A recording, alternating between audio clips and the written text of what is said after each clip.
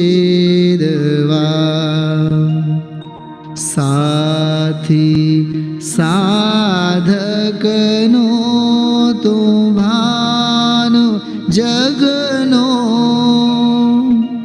સંદેશ વીરનો વિસામો ભવક્લાંતના હૃદયનો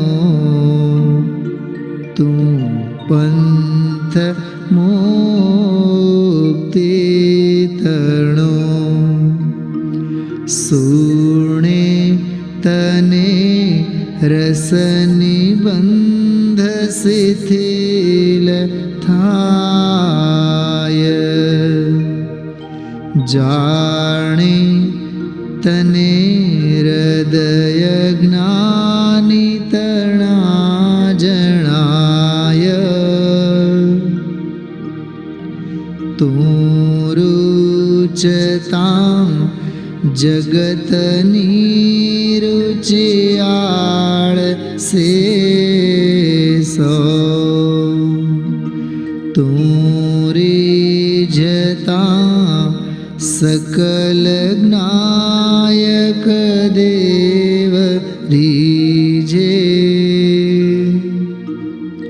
बनाओ पत्र कुंदनना रत्नोना अक्षरो लखी तथापि कुंद सूत्रोना अंकाए मूल्यना कदी तत्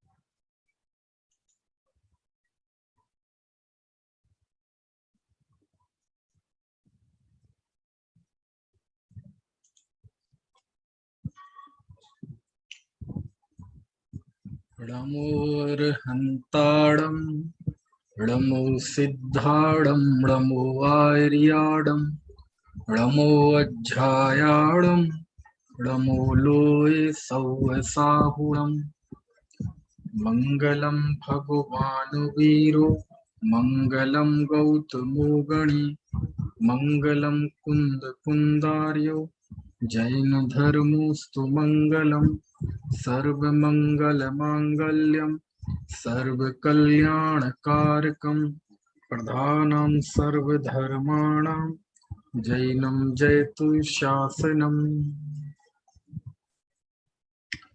वंदितु सौसिद्धे धोमचल मणोवं गतिं पत्ते वोच्छामि समय पाहुड निर्णमो सुद केवली भणिदम्।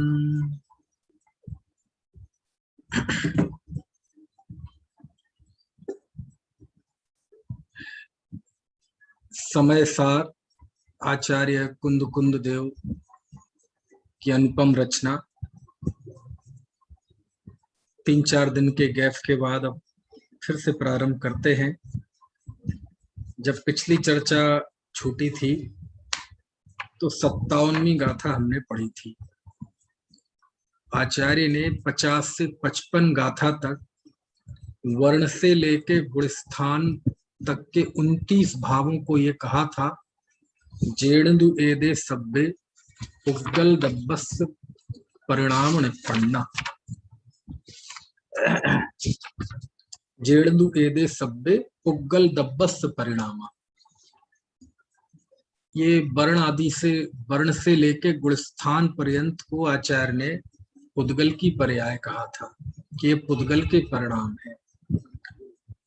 उसके बाद 57वीं गाथा में आचार्य ने कहा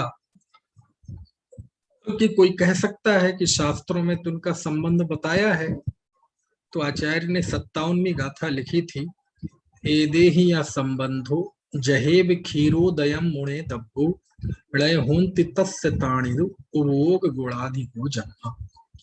कि इन वर्णादि भावों का जीव के साथ क्षीरोदय, खीर और है ना उदक यानी दूध और पानी की तरह संबंध है।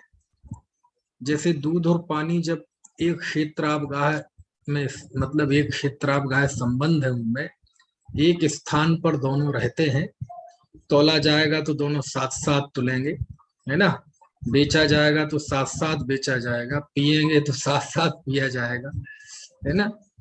और कहने का आशय ये है कि ऐसे ही इनका जीव के साथ दूध पानी जैसा संबंध है, लेकिन ऐसा संबंध होते हुए भी दूध दूध है, पानी पानी है। दूध में जो चिकनाहट है, दूध में जो गुण है, दूध में जो हजारों विशेषताएं हैं, वो पानी में नहीं हो सकती। वो पानी की जो विशेषताएं हैं वो दूध में नहीं हो सकती, दोनों का अलग अलग है ना। ऐसे ही जीव है वह उपयोग गुण अधिक वाला है, यानी उपयोग गुण ऐसा है कि उससे इसकी पहचान हो जाती है कि एक क्षेत्रावगाह संबंध होते हुए भी जीव के अलावा बाकी किसी वर्ण आदि में उपयोग गुण नहीं है, यानी उनमें जानना देखना ये स्वभाव ये विशेषता उनमें नहीं है। ठीक है, ये बात 57वीं गाथा में आई थी। अब आचार्य और बताते हैं कि व्यवहार के जो शास्त्रों में सैकड़ों प्रकार के कथन हैं, तो उन कथनों से यहाँ जो आचार्य कह रहे हैं कि ये सब पुद्गल के परिणाम है, उससे कोई विरोध नहीं है। क्यों विरोध नहीं है, तो उसके लिए अब दृष्टांत देते हैं आचार्य। गाथा 58, 59, 60 ये 3 गाथाओं का समूह है। इस गाथा में आचार्य ने दृष्टांत के द्वारा बताया है कि शास्त्रों में जो कहा जाता है कि है कोई अवस्था पुद्गल की, लेकिन कही जाती है जीव की। ठीक है ना। ये काटना, मारना, पीटना, ये सब पुद्गल की अवस्था है, लेकिन कही जाती है जीव की। तो हमारे जो शास्त्रों के 3 अनुयोगों में तो आप जाके देखेंगे, जैसे चरणान योग है, तो चरणान योग में तो सब व्यवहार का ही कथन होता है। करणान योग भी, कर्म सिद्धांत भी है ना, व्यवहार का कथन है मुख्यतः। चरणान योग में उपचरित असद्भूत का कथन ज्यादा होता है, करणान योग में अनुपचरित असद्भूत का कथन ज्यादा होता है व्यवहार में का। ठीक है। और जब हम द्रव्यान योग में और प्रथमान योग में जाते हैं, तो प्रथमान योग में तो यही है, एक व्यक्ति के दूसरे से क्या सरोकार होते हैं, इसी का कथन ज्यादा है। और द्रव्यान योग में भी आते हैं तो पूरा ही द्रव्यान योग में शुद्ध न्याय नहीं है, है ना। शुद्ध न्याय का कथन तो द्रव्यान योग का वह हिस्सा जहां भेद विज्ञान की बात आती है, जहां आत्मानुभूति प्रमुख लक्ष्य वहां होता है। तो जिनागम तो व्यवहार न्याय के कथनों से ही लबालब भरा हुआ है ना। यदि अनुपात मतलब रेशो, यदि इसका ध्यान रखा जाएगा, इस दृष्टि से जिनवाणी का मूल्यांकन होगा, तो 3 लोग 3 काल में भी कोई पारमार्थिक तत्व की उपलब्धि नहीं कर पाएगा, क्योंकि शुद्ध न्याय के कथन तो बहुत कम होते हैं शास्त्रों में, है ना। 4 अनुयोगों में आपको द्रव्यान योग में जाना पड़ेगा। द्रव्यान योग में तो न्याय भी आता है ना। द्रव्यान योग में तो 7 तत्व 6 द्रव्य 9 पदार्थों का जो संपूर्ण कथन है संक्षेप में और विस्तार में, वो सब द्रव्यान योग में ही आता है। द्रव्यान योग में जहां केवल भेद विज्ञान की मुख्यता है, जैसे यहाँ आचार्य ने स्पष्ट उद्देश्य व्यक्त किया कि मैं सबको आत्मा दिखाऊंगा, यानी उनका उद्देश्य ही है आत्मा दिखाना। तो ऐसी जहां बात आएगी वहां ये शुद्ध न का कथन मुख्य होगा। और वो तो कितना है देखो आप, बहुत थोड़ा, समझ में आए ना। तो इसलिए आचार्य यहाँ समाधान करना चाहते हैं कि जहां शास्त्र में जहां जाओगे वर्ण गुण स्थान आदि को जीव का कहा जाएगा तो घबराना मत, है ना। जीव चारों गतियों में घूम रहा है, जीव दुखी है ना। जीव गोरा है, काला है, इतनी इंद्रिय वाला है, देवगति में गया। तो बोले ये कथन सब व्यवहार के। अब उसमें आचार्य एक दृष्टांत देते हैं। अब दृष्टांत क्या है देखो, गाथा पढ़ते हैं।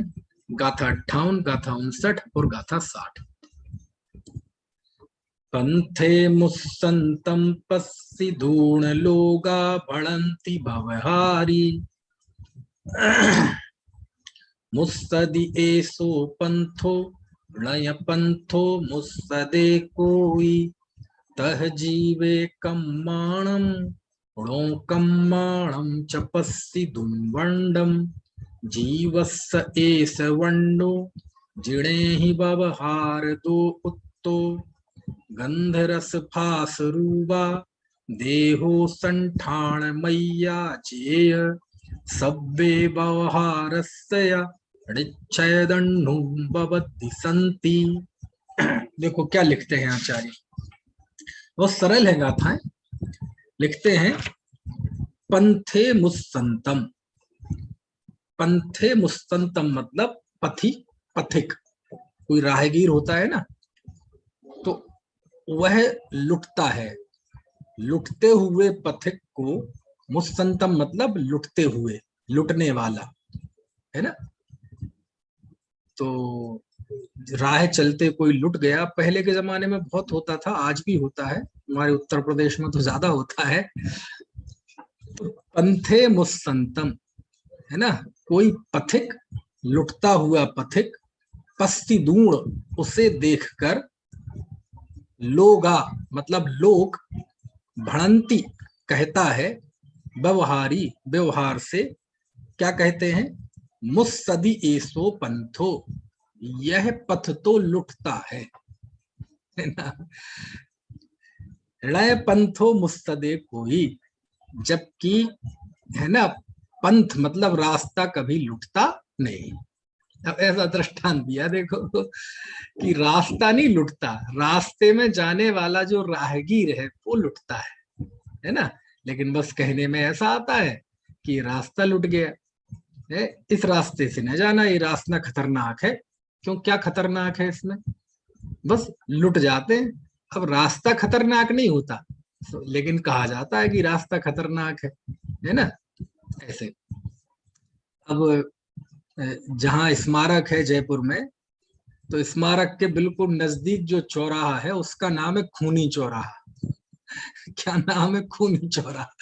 अब चौराहे ने क्या कर दिया भाई, चौराहा किसी का, चौराहा तो मतलब एक स्थल है, लेकिन पहले कभी उसमें दुर्घटनाएं हुई होंगी, घनी घनी सी दो चार, और तो उसका नाम ही पड़ गया खूनी चौराहा।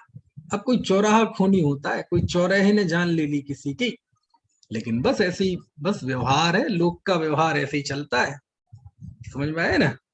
तो ऐसे ही आचार्य दृष्टांत देते हैं कि पंथे मुस्संतम, है ना, पथिक को लुटते हुए देखकर, पस्तिदूण मुस्तदी एसो पंथो यह रास्ता, यह पथ, है ना, लुटता है। लोगा भड़ंती व्यवहारी, ऐसा व्यवहारी लोग कहता है, कहते हैं, है ना। मतलब ये व्यवहार का कथन है। तो गलत कहते हैं क्या, नहीं नहीं, कह लो, कोई दिक्कत नहीं है। कहने में, वार्ता करने में, बातचीत करने में कोई आचार्य को दिक्कत नहीं है, समझ में आए ना। क्यों, क्योंकि व्यवहार से तो अभी आगे लिखेंगे भगवान भी ऐसा कहते, लेकिन ये बात भी पता है कि नहीं, क्या, णय पंथो मुस्तदे के ही, लेकिन इसमें कोई भी पथ लुटता नहीं है, मतलब पथ नहीं लुटता, रास्ता नहीं लुटता है। लुटता तो कौन है, राहगीर। रास्ता लुटता है कभी, रास्ता लुटना मतलब ये रास्ता कोई घर ले जाए ऐसा लुटता है क्या, है? रास्ते को कोई क्या घर ले जाएगा। तो ऐसे ही होते हैं। बोले आजकल समय खराब चल रहा है, तो कहाँ है समय, बताओ कौन सा समय, समय तो कोई अच्छा खराब होता नहीं, लेकिन बस किसी दिन किसी समय पे कोई खास घटना हो जाए। अब एक व्यक्ति कह रहा है कि मेरा समय खराब चल रहा है, और उसी समय को दूसरा कह रहा है कि आजकल मेरा समय बढ़िया चल रहा है भाई। एक कह रहा है कि आजकल तो भाई साहब मिट्टी को हाथ लगाऊं तो सोना हो जाता है, और दूसरा कह रहा है आजकल तो सोने को हाथ लगाऊं तो भी मिट्टी हो जाती है। क्या करें बताओ, है ना। एक ही समय है, चोर कामयाब हो जाता है चोरी करने में, फ्रॉड करने में, आजकल ऑनलाइन फ्रॉड चलता है, तो वो बड़ा खुश होता है। और उसी समय वो जिसके साथ फ्रॉड हो जाता है वो रोता है, चीखता है, चिल्लाता है, मैं लुट गया, बर्बाद हो गया। अब टाइम का क्या करे। तो समय तो ऐसे ही चलता है ना। लोक का व्यवहार तो ऐसे ही चलता है। अरे लोगों पे आरोप आ जाते हैं, है ना। और बड़े बड़े आदमी बड़े बड़े अंधविश्वासों के शिकार हो जाते हैं, है ना। कि सुबह निकले, अब कोई एक आध व्यक्ति दिख गया, बोले जब जब मैं सुबह इसका मुंह देख लूं ना मेरा पूरा दिन खराब जाता है। अब बताओ, दिन पहले तो दिन खराब होना ये उपचार है, व्यवहार है। फिर इसके देखने से दिन खराब हो गया, ये व्यवहार है। अरे उसके पहले तू घर से निकला होगा तो खुद का चेहरा देखा होगा कि नहीं, दर्पण में, शीशे में। तो सबसे ज्यादा अशुभ तो तू खुद है यदि उस दृष्टि से देखा जाए तो। कहने का आशय ये है, बस ऐसे लोक में चलता है, लोक में ऐसे ही होता है। लोक की व्यवस्था ऐसी ही है। समय को बुरा कहेंगे, व्यक्ति को बुरा कहेंगे, अंधविश्वास, ऐसे ऐसे अंधविश्वास होते हैं। कई क्रिकेटर्स हैं, उनसे पूछा जाए अंधविश्वास क्या है तुम्हारा, बोले मेरा अंधविश्वास ये है कि जब मैं पैड पहनता हूं तो हमेशा लेफ्ट जो पैर होता है उसका पहनता हूं, और जिस दिन मैं ऐसा भूल जाऊं उसी दिन मैं बैटिंग नहीं कर पाता, जल्दी आउट हो जाता हूँ ऐसे ऐसे ऐसे ऐसे। किसी का अंधविश्वास है कि जब मैं शर्ट होता हूं तो मैं नीचे से ऊपर लगाता हूँ बटन, पहले नीचे का, फिर ऐसे, फिर ऐसे, फिर ऐसे। ये अंधविश्वास है। समझ में आए ना। उनसे पूछो, बोले मेरी कामयाबी का राज यही है, जब से मैंने ये उल्टे बटन लगाना शुरू किए नीचे से ऊपर, मैं तब से ऊपर ही चलता गया। मैंने कहा अच्छा है भाई, तेरी किस्मत बटन में लगी हुई है ना। अब बताओ, बटन से कोई संबंध है क्या उसकी कामयाबी। मान लो वो बटन ना पहनता हो, टी शर्ट पहने, फिर क्या करेगा। कुर्ता पहने, फिर कहाँ से लगाएगा। चलो यहाँ कुर्ते में तो यहीं के यहीं ऊपर नीचे हो भी जाएगा, टी शर्ट में क्या होगा। समझ में आया। मतलब ऐसे दुनिया ऐसी चलती है। इतने इतने अजूबे लोग हैं दुनिया में, इतने इतने अजूबे लोग हैं, मैं क्या बताऊं। है सर्दी के दिनों में यहाँ बहुत सर्दी पड़ती है, पश्चिमी यूपी में, मेरठ, मुजफ्फरनगर। तो सर्दी के दिनों में मैं सुबह सुबह कोहरे में जाऊं तो ऐसा मफलर अफलर बांध लूं, है ना, ऊपर टोपा, मफलर से पूरा पैक। तो 2-3 दिन एक बूढ़ी अम्मा देखती नहीं, एक दिन वो बोली पड़ी कि भाई बेटे, अब वो जानती नहीं होंगी मैं कौन हूँ। तो उन्हें उनने कहा बेटे ये जो जब जब दर्शन करो ना तो ये निकाल लिया करो। मैंने कहा क्यों। तो बोले भगवान पहचानेंगे कैसे कि कौन आया दर्शन करने समझ में आया ना। अब बताओ, ऐसे ऐसे ऐसे भोले भोले जीव हैं, ऐसे ऐसे अजूबे। उन्हें नहीं पता कि भैया मुझे भगवान, मुझे नहीं पहचान कराना है भगवान की, मुझे पहचान करनी है भगवान की और खुद की, है ना। ऐसे, है ना। कई लोग मंदिर में जोर जोर से गाते हैं पूजन भक्ति, उनके मन में ये भ्रम रहता है ना, कि भगवान, यदि हम मौन बोलेंगे तो भगवान सुनेंगे कैसे, उन्हें पता कैसा चलेगा कि हम क्या चाहते हैं, है ना। तो एक से एक अजूबे, एक से एक अजूबे। एक आदमी था, तो मंदिर में पार्श्वनाथ भगवान की मूर्ति थी। अब पार्श्वनाथ भगवान की यहाँ भी है, जहां मैं दर्शन करने जाता हूँ वहां भी पार्श्वनाथ भगवान की है, काले कलर की। खतौली में था इसके पहले, वहां भी जिस मंदिर में जाता था वो भी काले कलर की पार्श्वनाथ की मूर्ति। तो वहां की बात है। तो एक आदमी रोज काले कपड़े पहन गया है। तो किसी ने कहा भाई काला कपड़ा पहन के वैसे भी अशुभ लेस्या मानी जाती, कृष्ण लेस्या है, काला मतलब कृष्ण लेस्या का प्रतीक है वो। तो मंदिर में बोले काले कपड़े क्यों पहन के आते हो। तो मालूम वो क्या बोला, तो भगवान से मैचिंग मिला रहे ऐसे ही है, लोग का तो कुछ समझ भी नहीं आता, क्या करे क्या ना करे। आदमी कुछ हो और ऐसा ऐसा नहीं, बच्चों तक को करते हैं ऐसा। बच्चे तो चलो करे तो बड़ो, बच्चा गिर गया, अब वो रोने लगा, तो उसको क्या करे, जमीन पे इसने गिराया तुम्हें, तो बच्चा भी खुश हो जाता है। हाँ हाँ हाँ, तो बच्चे को तो हम कहते हैं कि ये बच्चा है, लेकिन ये सारी दुनिया ऐसी मूर्ख नहीं है, किसी ना किसी के ऐसे ऐसे पता नहीं क्या क्या पड़ा रहता है। खैर, तो यहाँ आचार्य कहते हैं कि रास्ता नहीं लुटता है। कौन लुटता है? वो व्यक्ति लुटता है, लेकिन बस कहते हैं रास्ता लुटता है। अच्छा, प्रश्न, इस रास्ते को ही क्यों कहा कि ये लुटता है? क्या जिस रास्ते को हम नहीं कह रहे कि ये नहीं लुटता, अच्छा है, क्या उस पे कभी कोई राहगीर नहीं लुटा क्या? तो बोले थोड़ा फर्क है। क्या फर्क है? कि इस पे भी जो आरोप आ गया वो यूं ही नहीं आ गया, क्योंकि इस पे लूटपाट की वारदातें होती रहती हैं। समझ में आए ना? होती रहती है, इसलिए उस पे आरोप आया। एक आध जगह कहीं हो जाती किसी रास्ते, तो उसको नहीं कहते कि रास्ता खराब है, क्योंकि ये रास्ते पे आए दिन होती रहती है वारदातें। आप देखे होंगे रास्ते में जाते हैं तो लिखा रहता है कृपया धीमे चलें, दुर्घटना बहुल क्षेत्र, ऐसा लिखा रहता है ना? हाईवे पे भी लिखा रहता है। मैं यहाँ रोज जाता हूँ खतौली, तो लिखा हुआ है ना? मेरठ का कोई बैठा क्या, सकोती के मोड़ के यहाँ लिखा हुआ है दुर्घटना बहुल क्षेत्र, मतलब धीमे चले, यहाँ दुर्घटना होती है। मतलब ये मोड़ अंधा मोड़, अंधा मोड़। अब बताओ कभी होता है अंधा मोड़? बताओ कैसा व्यवहार है, कितना कठिन व्यवहार है, कितना मोटा व्यवहार है, मोड़ भी अंधा। देखो, हमने तो सुना था आदमी अंधा होता है, यहाँ मोड़ अंधे हो गए, है ना? चलो, तो ऐसे ही अब आचार्य इसको दृष्टांत को अब सिद्धांत पे लगाते हैं। देखो, तह, तह मतलब उसी प्रकार, तो जब यहाँ उसी प्रकार आ गया तो जह, जिस प्रकार आप ऊपर के लाइन के साथ मन से लगा दो, ठीक है? तो क्या लिखा?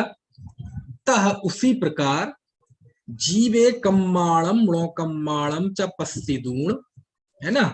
जीव में कर्म, नो कर्म और वर्ण को देखकर, अब देखकर अपने मन से लगा लेना, है ना? जीव में कर्म, ठीक है, नौकर्मों का वर्ण देखकर, ठीक है, जीव में कर्म नौकर्म का वर्ण देखकर अथवा कर्म नौकर्म संबंधी वर्ण को देखकर, जीवस्य एस बंडो, यह वर्ण जीव का है, जड़े ही जनेन्द्र देव के द्वारा व्यवहार दो उत्तो, व्यवहार नय से ऐसा कहा गया है, व्यवहार नय से ऐसा कहा है, ठीक है? जैसे राहगीर लुटता है, कोई रास्ता नहीं लुटता, लेकिन कहते रास्ता लुट गया, ऐसे ही कर्म और नौकर्म के वर्ण को देखकर ऐसा कहा जाता है कि ये वर्ण जीव का है, लेकिन वास्तव में वह जीव का नहीं है, वह तो किसका है? कर्म का ही है। बस ये एक लाइन में दृष्टांत है और दूसरी लाइन में सिद्धांत है ना? अब ये वर्ण है किसका है? अब चूंकि देखो, एक होता है द्रव्य कर्म, एक होता है भाव कर्म और एक होता है नौकर्म, ठीक है? तो एक वर्ण नाम का कर्म है और एक वर्ण नाम का नौकर्म है। जैसे एक आठों कर्मों का है ना, शरीर अंदर हमारे आठों कर्म हैं, तो आठों कर्मों से युक्त जो बना हुआ एक कार्माण शरीर होता है। कौन सा शरीर होता है? कार्माण शरीर होता है। और उस कार्माण शरीर के कारण से जो बाहर में रचना होती है, ये कहलाती है नौकर्म, है ना? कार्माण शरीर किसी को दिखाई नहीं देता, आपको जो दिखाई देता है वो कर्म दिखाई नहीं देता, ये नौकर्म दिखाई देता है, ठीक है ना? कर्म किसी को दिखाई नहीं देता है इन आंखों से, सबको नौकर्म दिखाई देता है। ये आंख, नाक, कान, ये क्या है?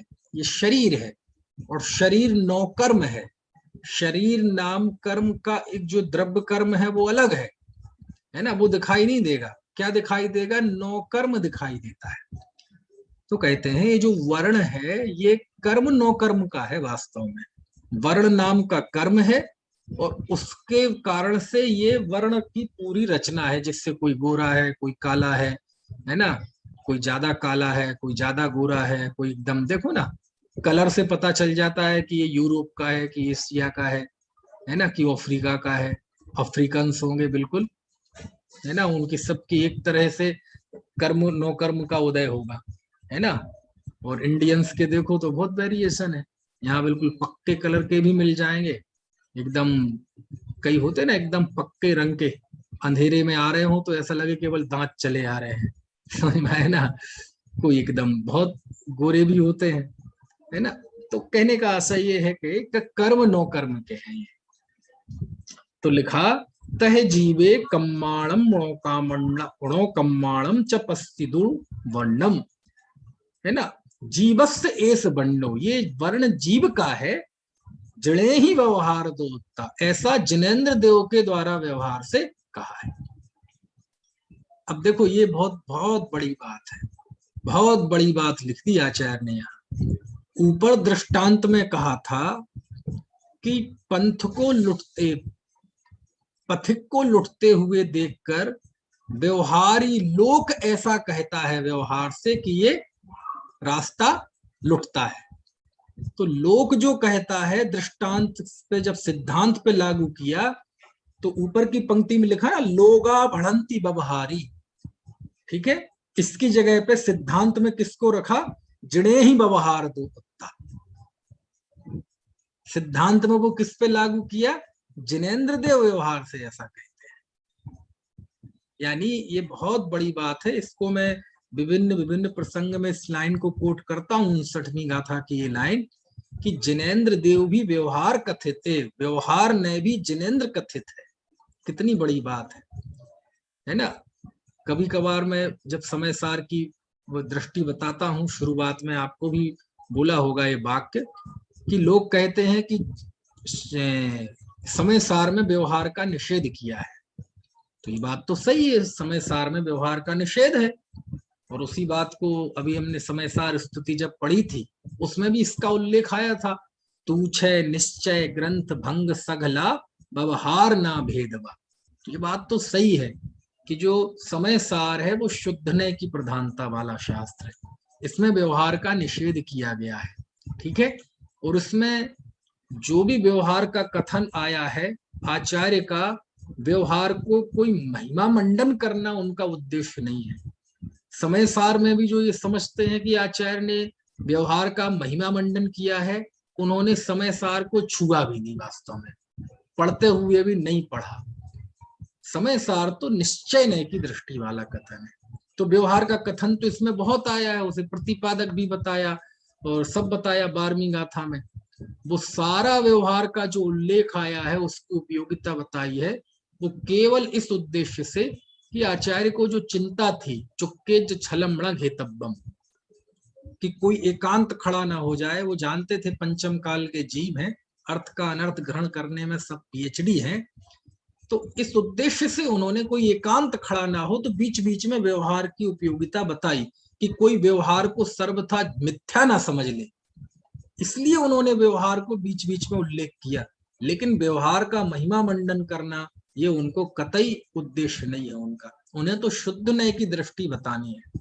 वो स्वयं लिखते हैं कि जो पश्चदी अपाड़म, वो गाथा 14-15 गाथा में दोहराना नहीं चाहता, कि जो शुद्ध नय से, है ना, जो आत्मा को अबद्ध स्पष्ट आदि देखते हैं, वो समस्त जन शासन को देखते हैं। ये बात उन्होंने व्यवहार के लिए कही क्या कि जो आत्मा को बंधा हुआ स्पर्श सहित रूप ही देखता है, वह समस्त जन शासन को देखता है, क्योंकि वो भी तो आखिर व्यवहार नय का विषय है। लेकिन ऐसा तो नहीं लिखा, कहीं नहीं लिखा। इसलिए जहां जहां भी व्यवहार की बात आती है, वहां केवल उद्देश्य ये है कि कोई पंचम काल का जीव है, इसे बार बार ठोक ठोक कर बताना पड़ता है। क्योंकि पंचम काल के जीव के साथ दिक्कत यह है कि ये आमतौर पे अनेकांतात्मक स्यादवाद की शैली को नहीं समझता। इसको जरा सा किसी एक विषय पर जोर दे देना तो ये दूसरे का निषेध समझने लगता है। इसको कहें कि भाई शुभ भाव में धर्म नहीं है, पूजा भक्ति ये शुभ क्रिया है, इनमें धर्म नहीं है, और इस पर बहुत जोर दिया जाए तो वो उसका ट्रैक ये पहुंच जाता है कि ये फिर तो ये करने ही लायक, फिर तो ये तो अब छोड़ दो, बेकार है सब, ये है ये है ये है ये है ये है। ये इस काल के जीव के साथ दिक्कत है। इसको एक की महिमा बताई जाए तो ये दूसरे का निषेध समझ लेता है, सर्वथा निषेध समझ लेता है। एक को मुख्य किया जाता है तो बाकी सबको ये समझ लेता है कि मतलब पोटली में बांध के इसे फेंक दो। तो ये जो वृत्ति है, ये जो मनोवृत्ति है आज के व्यक्ति की, पंचम काल की वृत्ति, और ये प्राय प्राय थोड़ी बहुत हमेशा पाई जाती है। तो आचार्य को इस बात के कारण बीच में थोड़ा सा व्यवहार को बताना, ये व्यवहार ने इसे ऐसा कहा है ना। तो व्यवहार मिथ्या है क्या? नहीं, मिथ्या नहीं है व्यवहार। तो फिर व्यवहार को अभूतार्थ क्यों बोलते हैं? इसलिए क्योंकि देखो बहुत अच्छी, चूंकि ये बात मैंने कल ही एक लेख में लिखी है इसलिए वो ताजी है, अच्छा है वो याद आ गई। 11वीं गाथा में कहा था ना, व्यवहारो भूदत्थो देसी दो शुद्धड़ो। व्यवहार अभूतार्थ है, शुद्ध ने भूतार्थ है। और जो भूदत्थ मस्तिदो खलु सम्मा दिट्ठी हवदि जीवो, और जो भूतार्थ का आश्रित है वह जीव सम्यक दृष्टि होता है। तो भूतार्थ का अर्थ क्या है? किस भूतार्थ के आश्रय से जीव सम्यक दृष्टि होता है? क्योंकि व्यवहार अभूतार्थ है, शुद्ध न भूतार्थ है। तो भूतार्थ का अर्थ क्या है? यदि हम भूतार्थ का अर्थ लेंगे सच्चा, भूतार्थ का अर्थ क्या लेंगे? सच्चा। तो अभूतार्थ का अर्थ क्या हो जाएगा? झूठा। तो व्यवहार नय का विषय क्या हो जाएगा? झूठ। और जिसका विषय झूठ हो वो नय कहलाएगा?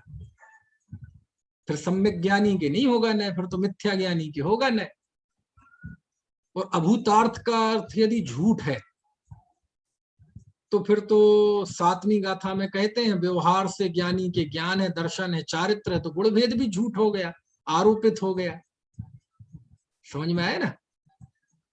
तो एक नए अर्थ मेरे मन में आया, वो मैंने लिखा कल। 11वीं गाथा जब आई होगी तो उस समय भी बताया होगा मैंने। तो उसमें लिखा भूतार्थ का अर्थ है कि भूत मतलब क्या, भूतार्थ और अभूतार्थ का मतलब क्या है, सीधा सा बताओ।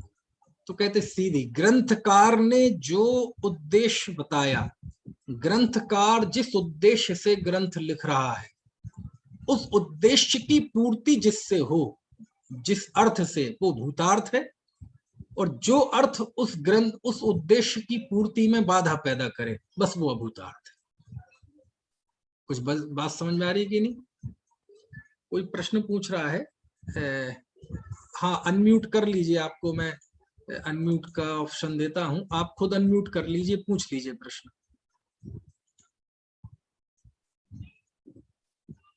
हाँ, एक प्रश्न आ रहा है बीच में, पूछ लीजिए। बात के लिए क्यों पता बाद में टाइम मिला नहीं मिला। हाँ सर जी। हाँ बताइए जी साहब, भूतार्थ का अर्थ यहाँ यथार्थ ले सकते हैं, यथाख्यात ले सकते हैं, यथार्थ। भूतार्थ का अर्थ यहाँ यथार्थ या यथाख्यात ले सकते हैं। हेलो हेलो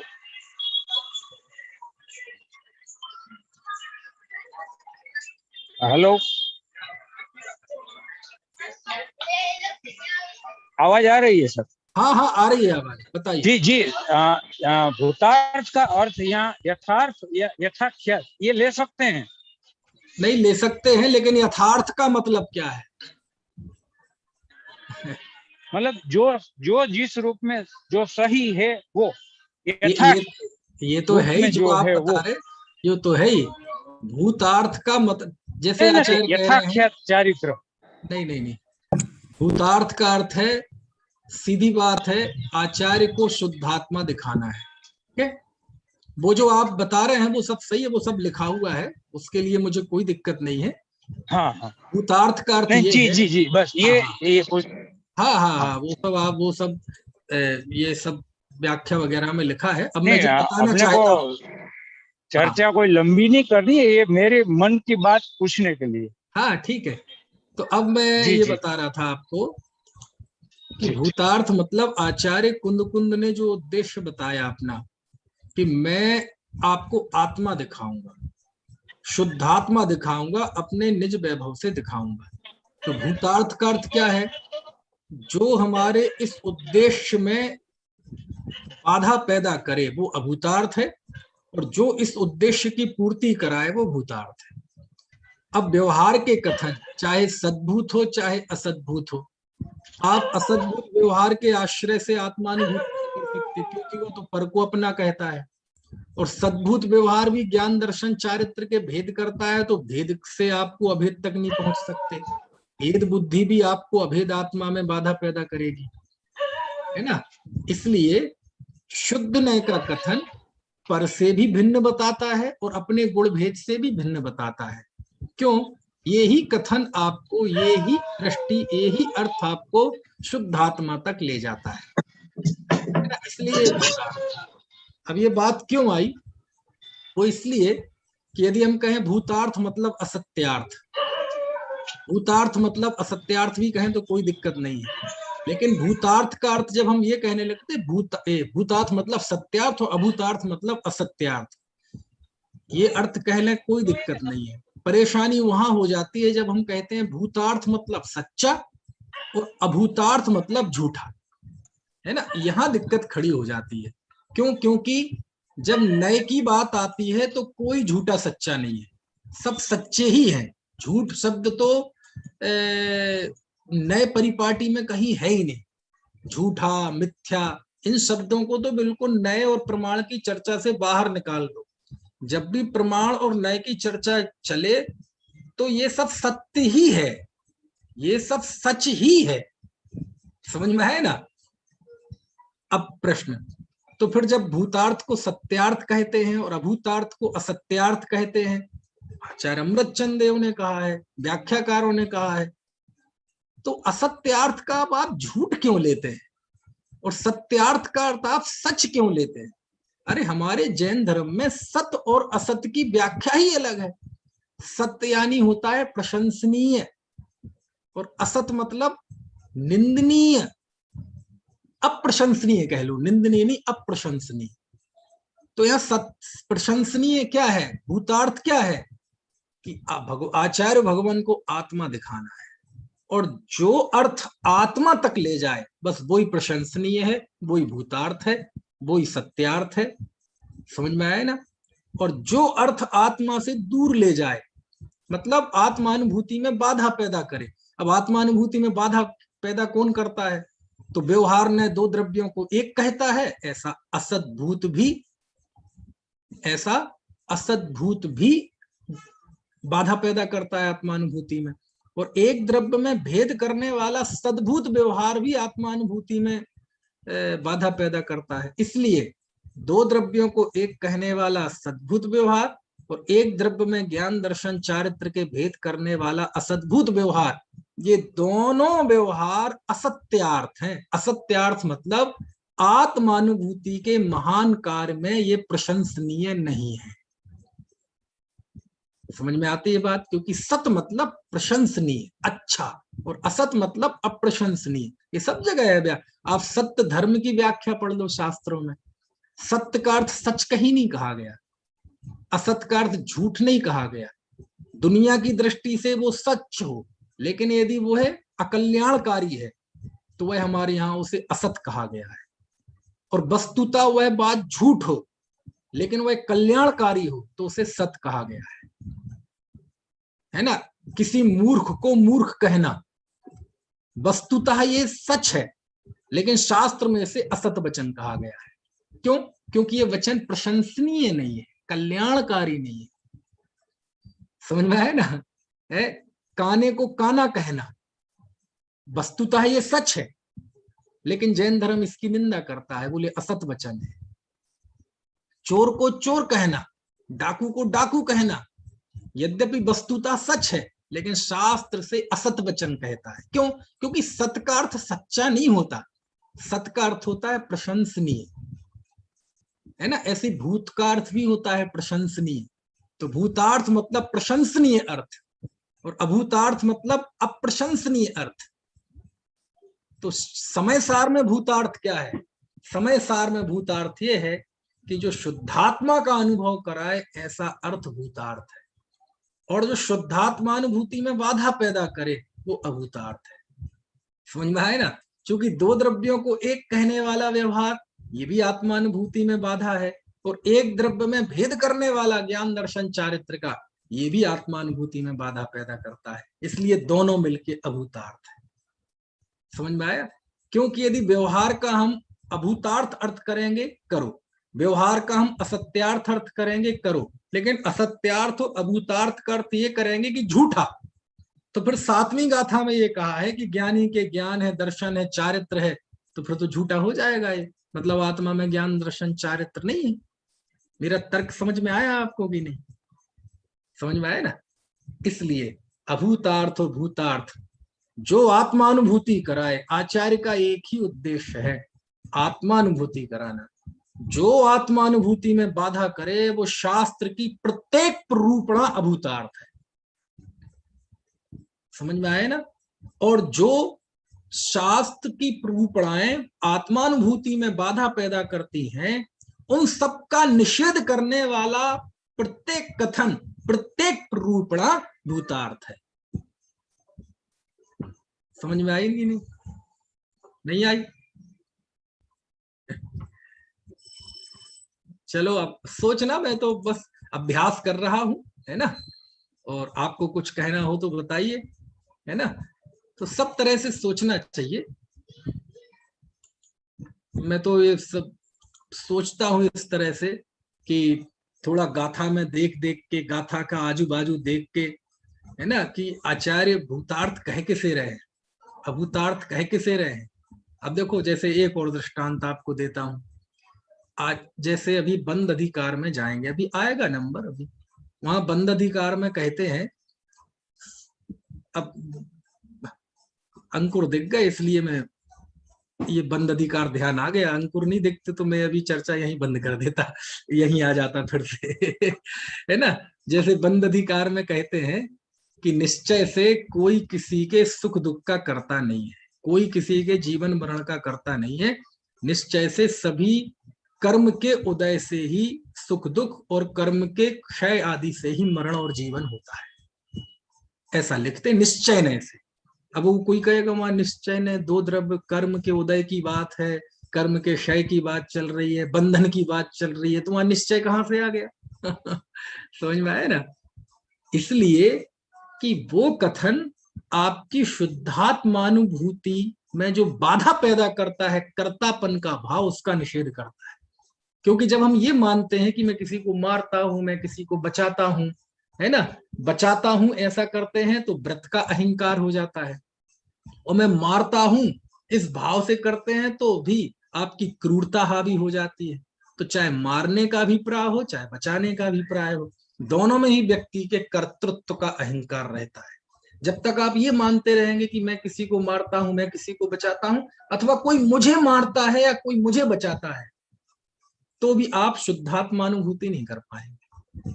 और चूंकि हमारे अंदर जो सांसारिक भाव चलते हैं वो यही चलते हैं, इसने मुझे सुखी कर दिया, इसने मुझे दुखी कर दिया, मैंने इसे सुखी किया, मैंने इसे दुखी किया, बताओ मैंने इसे मदद की और ये मेरी तरफ देखता ही नहीं है, मेरा ही विरोधी हो गया, तो कषाय करता है।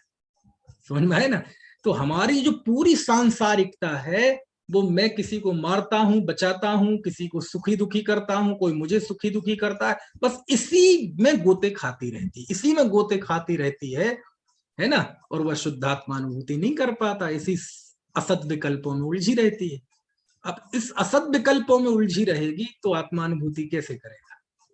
तो अब इस असत अनुभूति को हटाने के लिए आचार्य कर्म सिद्धांत खड़ा करते हैं कि आयु कर्म के क्षय से मरण होता है, तुम किसी को मृत्यु नहीं कर देते, आयु के उदय से सब जीवित रहते हैं, तुम्हारी वजह से कोई जीवित नहीं है, सब कर्म के उदय से सुखी दुखी होते हैं, तुम्हारी वजह से कोई सुखी दुखी नहीं है।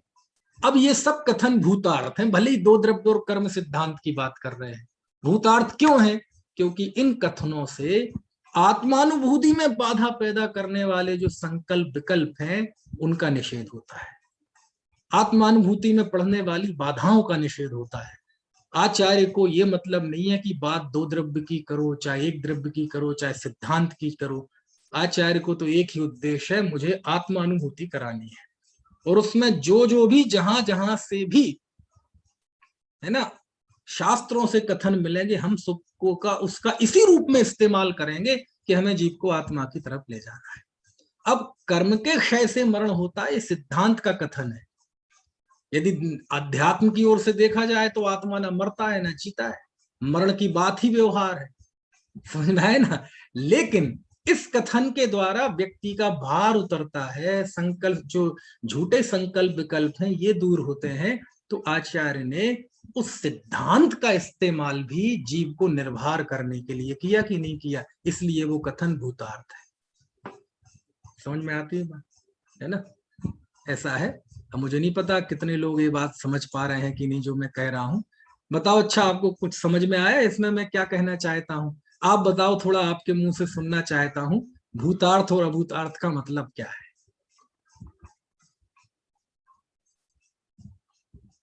महाप्रज्ञ जी आप बताओ।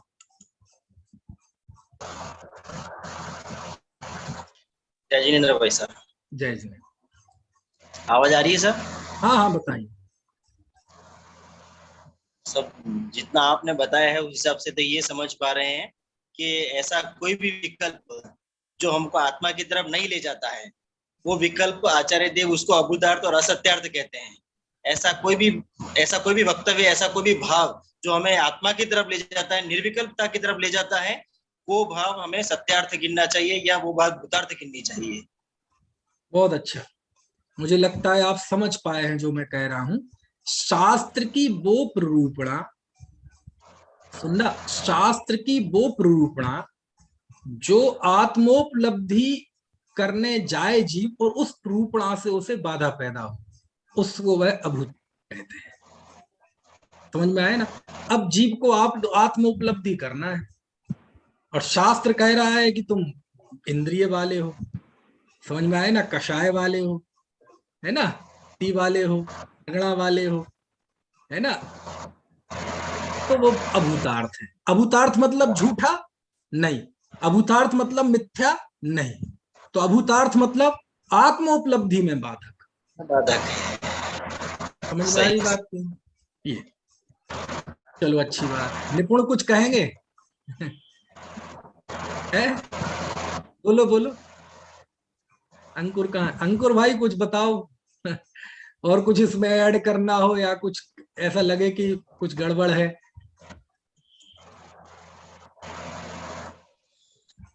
भाई साहब आपने ही बताया था कि ये तो 2 तराजू हैं। हाँ इन हाँ 2 तराजुओं पर आप जिस चीज को रखोगे वो तोल तौल के उस चीज को सामने रख देगा। तो यहाँ पर जो उसका निहितार्थ है, ग्रंथ का जो निहितार्थ है या गाथा का जो निहितार्थ है, उस हिसाब से भूतार्थ और अभूतार्थ की जो हम मानक तय करेंगे उनकी। बहुत बढ़िया। हाँ देखो बस यही है, अंकुर को देख के ही मुझे कहने का भाव आया था। देखो क्या होता है, जैसे समय सार की एक गाथा पढ़ने से वो गाथा समझ में नहीं आती, तो क्या पढ़ना पड़ेगा? बोले हाँ हाँ पंडित जी समझ गए, हमें उसकी टीका पढ़ना पड़ेगा, है ना, सभी आचार्यों की टीका पढ़नी पड़ेगी, उस गाथा का भावार्थ पढ़ना पड़ेगा, उस गाथा पे गुरुदेव श्री के प्रवचन पढ़ने पड़ेंगे, उस गाथा पे अनुशीलन पढ़ना पड़ेगा। अरे नहीं समझे आप, उस गाथा के विषय में हजारों पृष्ठ पढ़ लो तो भी वो गाथा समझ में नहीं आएगी। हाँ हमें तो आ जाती है समझ में। हाँ आपको भ्रम है, एक गाथा समझने के लिए पूरा समय सार पढ़ोगे तो वो गाथा समझ में आएगी। क्योंकि वो एक ग्रंथ का अंश है, एक वो एक प्रबंध काव्य है, ये मुक्तक काव्य नहीं है कि एक एक गाथा बिल्कुल अलग पड़ी है, आपस में जुड़ी हुई है। एक गाथा को समझना है तो पूरा ग्रंथ पढ़ेंगे तो वो गाथा समझ में आएगी। तो पूरा समय सार पढ़ते हैं तो ये गाथा समझ में आती है ना। और तो समय सार समझने के लिए क्या करें? बोले आचार्यों के दूसरे शास्त्र पढ़ोगे, आचार्य कुंद कुंद के, तो समय सार समझ में आएगा। नहीं आया समझ? निपुण समझ गए क्या बात कह रहा हूं? एक गाथा पढ़ने से एक गाथा समझ में नहीं आती, पूरा समय सार पढ़ोगे तो वो गाथा समझ में आएगी। और समय सार अकेला समझना हो तो अकेले समय सार पढ़ने से समय सार समझ में नहीं आएगा। आपको प्रवचन सार, नियम सार, पंचास्तिकाय, दंसण पावड़, सुत पावड़, चरित पावड़, बोध पावड़, भाव पावड़, मुख पावड़, लिंग पावड़, सील पावड़, मूलाचार, 10 भक्ति, ये सब पढ़ना पड़ेगा तो समय सार समझ में आएगा। और पूरे कुंद कुंद देव को समझना है तो कुंद कुंद देव नहीं, आपको धरसेन स्वामी को, भूतबली पुष्पदंताचार्य को, समंत भद्राचार्य को, देवनंदी पूजपाद स्वामी को, बाकी आचार्यों को पढ़ना पड़ेगा तो पता चलेगा कुंद कुंद आचार्य किसका नाम है। समझ में आया ना? ऐसा है। आप कहेंगे ये तो बहुत कठिन कर दिया। नहीं, कठिन नहीं, ये तो क्या होता है, बस हमारे मन में जो बात आती है मैं कह देता हूं, क्योंकि फर्क पड़ता है हमारी सोच में, हमारे विचार में। हम ये ना समझे हमने जो पढ़ लिया, जितना पढ़ लिया बहुत अच्छा है, क्योंकि मुझे इतना विश्वास रहता है निपुण। यहाँ एक बार अभी कुछ समय पहले मैं पिढ़ावा गया, पिढ़ावा अभी दिसंबर में 25, 26, 27, 28 दिसंबर पिछले साल, यानी 7-8 महीने पहले।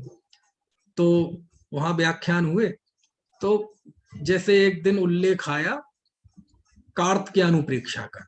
अब 500 लगभग गाथा है उसमें, उसके मैंने 2-4 छंद बताए, मतलब कि देखो कितना बढ़िया शास्त्र है। तो एक व्यक्ति था अपना, चिन्मय है ना, चिन्मय पंडित धन सिंह जी का बेटा, वो पूरी रात में कार्तिकेयानुप्रेक्षा पड़ गया, पूरी रात। एक दिन कहाँ की बात है, मैंने कोई भाव पाहुड़ का उल्लेख किया, तो एक नहीं, भाव पाहुड़ थोड़ा छोटा, 165 गाथाएं हैं, तो गिनती नहीं कितने कितने लोगों ने PDF, मुझे नहीं पता, उनका अपना ग्रुप होगा, ग्रुप में शेयर की और पूरी रात में भाव पाहुड़ पड़ गए। और मुझे सुबह बताया कि भाई साहब आपने कहा था भाव पाहुड़, इतनी जिज्ञासु हुई कि हम पढ़ गए, और बोले ऐसा लगा जैसे पूरी एक जिंदगी जी के आ गए।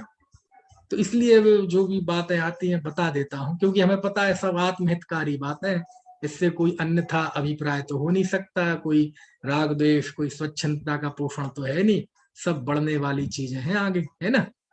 इसलिए चलिए, तो फिर से यहाँ आते हैं कि ये इस प्रसंग में बात आई थी कि अब व्यवहार मतलब झूठा नहीं, व्यवहार मतलब मिथ्या नहीं, इस बात को समझाने के लिए इतनी चीज आ गई। क्यों? क्योंकि आचार्य कह रहे हैं कि जीव का वर्ण है ऐसा जिनेंद्र देव ने व्यवहार से कहा है। इस बात पे सारी बात आ गई, समझ में आया ना? क्यों कहा मैंने ये कि समय सार में व्यवहार की उपयोगिता जगह जगह जो बताई है और जो उल्लेख है वो केवल इसलिए कि एकांत खड़ा ना। आचार्य को व्यवहार का महिमा मंडन बिल्कुल भी स्वीकार नहीं है। क्यों? क्योंकि व्यवहार का महिमा मंडन करेंगे तो शुद्धने की प्राप्ति नहीं होगी, आत्मानुभूति नहीं होगी। यदि आप ब्रशशील, संयम, है ना, कर्म सिद्धांत इनको मुख्य कर देंगे तो आत्मोपलब्धि नहीं होगी। इसलिए वो हर एक चीज का बड़ा ध्यान रखते हैं आचार्य। इसलिए व्यवहार का कहीं महिमा मंडन नहीं है, लेकिन वो ये भी नहीं चाहते कि कोई निश्चयाभास का प्रसंग खड़ा हो जाए। इसलिए वो यहाँ कहते हैं कि जीव का वर्ण है ऐसा जिनेंद्र देव ने व्यवहार से कहा है। किसने कहा है? और गाथाएं हैं, एक ही जगह नहीं, 1-2 जगह और है। अब आप सोच सकते हैं, व्यवहार ने जिनेंद्र देव, कोई कह सकता है, यहाँ प्रश्न हो सकता है, वाजिब है और ये प्रश्न, कोई कह सकता है कि साहब केवल ज्ञान में तो नए होते ही नहीं। प्रश्न समझ में आया मेरा कि नहीं? आप कह सकते हैं केवल ज्ञान में तो नए होते ही नहीं है, तो जिनेंद्र देव व्यवहार में ऐसे कैसे कहेंगे? अरे ज्ञान में नए नहीं होते, निरूपण में नए होते हैं, प्ररूपण में नए होते हैं। जिनेंद्र के वचन भी स्यातमयी होते हैं, मतलब स्यात शब्द से युक्त होते हैं। भले ही वो केवल ज्ञानी है, लेकिन वचन निकलते हैं उनके, वो तो अतिशय है, तो वह स्यात युक्त होते हैं। जिनेंद्र के वचन भी अपेक्षा सहित होते हैं। जिनेंद्र के वचन भी, है ना, एक दृष्टि लिए हुए होते हैं। है? अब आप बताओ, कोई मानेगा ये? वैसे आप सब मानेंगे, लेकिन कभी कभार हम चीजों को सही नहीं समझ पाते, तो कोई ये मानेगा कि, दूसरे लोगों की नहीं कह रहा हूं, अपने आत्मार्थियों की बात कर रहा हूं, कि व्यवहार ने भी जिनेंद्र देव द्वारा कथित है। देखो लिखा, जीवस्य एस बंडो जिणे ही व्यवहार दो कुत्ता। जीव का वर्ण है ऐसा जिनेंद्र देव ने व्यवहार से कहा है। अब कोई कहे केवल ज्ञान में तो निश्चय व्यवहार होते नहीं है, अरे केवल ज्ञान में नहीं होते, वाणी में होते हैं नए, समझ में, वाणी में तो होते हैं ना नए।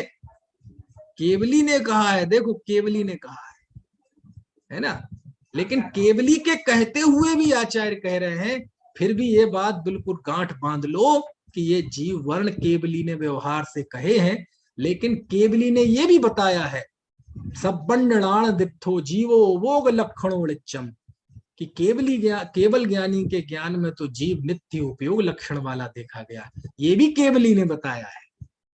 वो व्यवहार है, ये निश्चय है, वो संयोग का कथन है, ये स्वभाव का कथन है, वो तात्कालिक सत्य है, ये शाश्वत सत्य है, वो गेय है, ये उपादेय है, वो जानने लायक है, ये लक्ष्य में लेने लायक है। ये बस ये वजन पता होना चाहिए कुंद देव का। यानी कितनी बारीकी से व्यवहार का निषेध तो किया है, लेकिन मैं तो कहता हूं व्यवहार को सबसे ज्यादा सम्मान भी यही देते हैं। कहा समय सार में उसे सर्वज्ञ कथित कह रहे हैं, इससे बड़ी बात और क्या चाहिए। लेकिन ये सम्मान केवल इसलिए है कि कोई एकांत का प्रसंग ना बने।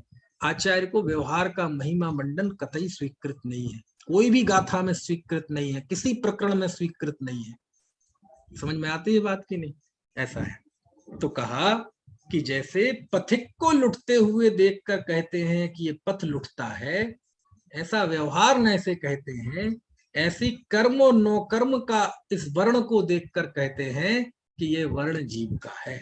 लेकिन हकीकत क्या है, वास्तविकता क्या है कि जीव के वर्ण नहीं होता। ये जितने भी हैं वर्ण आदि, अब वर्ण के अलावा और भी तो कुछ है, तो आगे की गाथा में कहते हैं, देखो गंध, ठीक है, रस, रस मतलब काला, खट्टा मीठा कड़वा कसायला तीखा, फास मतलब स्पर्श, और रूबा मतलब रूप। देहो संठाण मैया जे, गंध, स्पर्श और क्या कहते हैं रूप, ये सभी, और संस्थान देह शरीर संस्थान आदि जो सब हैं, ये सब्बे व्यवहारस्य, ये सभी व्यवहार नय से हैं। ऋक्षय दंडु बबिद संति, है ना, और ऐसा निश्चय के जानने वालों ने ऐसा बताया है। समझ में आया ना? ये जो सब है ये व्यवहार से हैं, ऐसा निश्चय के जानने वालों ने बताया है। अब देखो कितना ट्विस्ट है बात में। जीव का वर्ण है, ये जिनेंद्र देव ने कहा है, लेकिन ये व्यवहार से जीव के हैं, ऐसा निश्चय के जानने वालों ने कहा है। तो दो तरह के जीव हैं क्या? निश्चय के जानने वाले अलग और केवली अलग। अरे एक ही बात को आचार्य अलग अलग शब्दों का तड़का देके बताते हैं।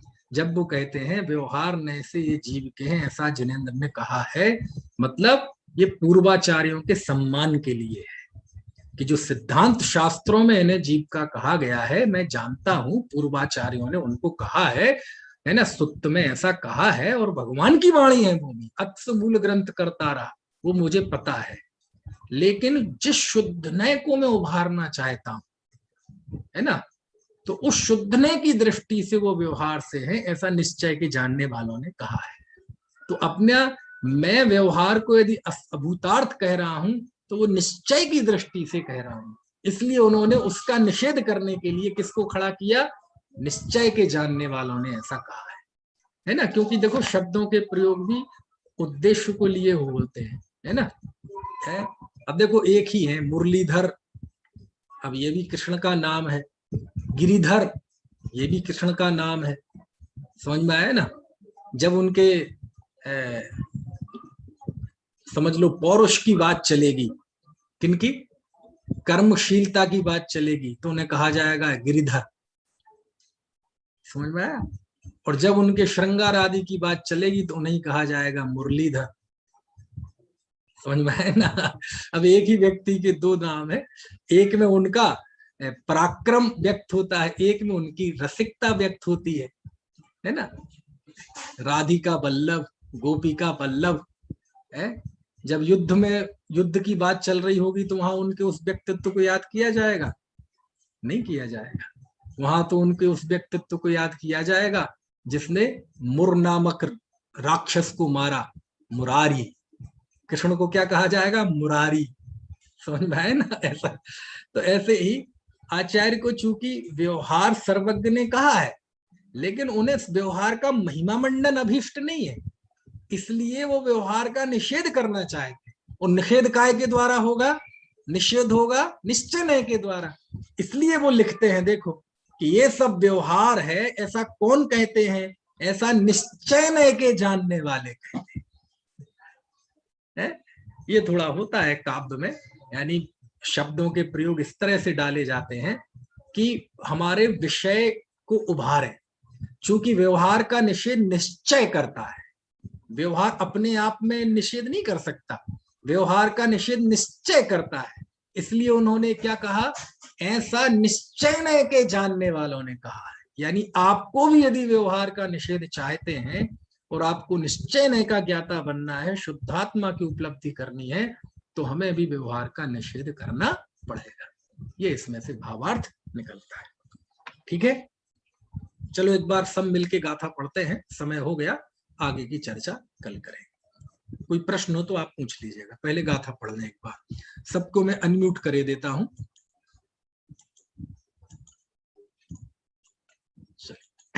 आप अपने आप को अनम्यूट कर लीजिए। तीनों गाथाएं एक साथ, 58, 59, 60।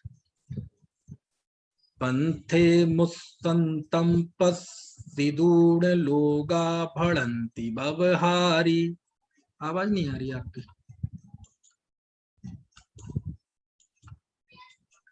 हाँ, अब कीजिए। पंथे मुस्तंतम लोगा भड़ंती बवहारी। पंथो नय पंथो मुत्सदे कोई। सहजीवे कम्माणं लोकम्माणं चापस्ति वर्णं जीवस्य एष वर्णौ जड़ेहि व्यवहार दो उत्तो गंधरसखासरूपा देहो संठान संठान माया मायेय सर्वे व्यवहारस्य याड़ दंडो भवति सन्ति। चलिए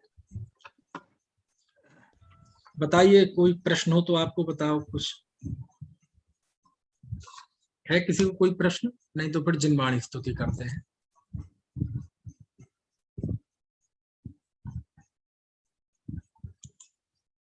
चलिए। धर्मणस्तत्त्वं पश्यन्ति प्रत्यगात्मनः अनेकान्तमयी मूर्तिर्नित्यमेव प्रकाशिता।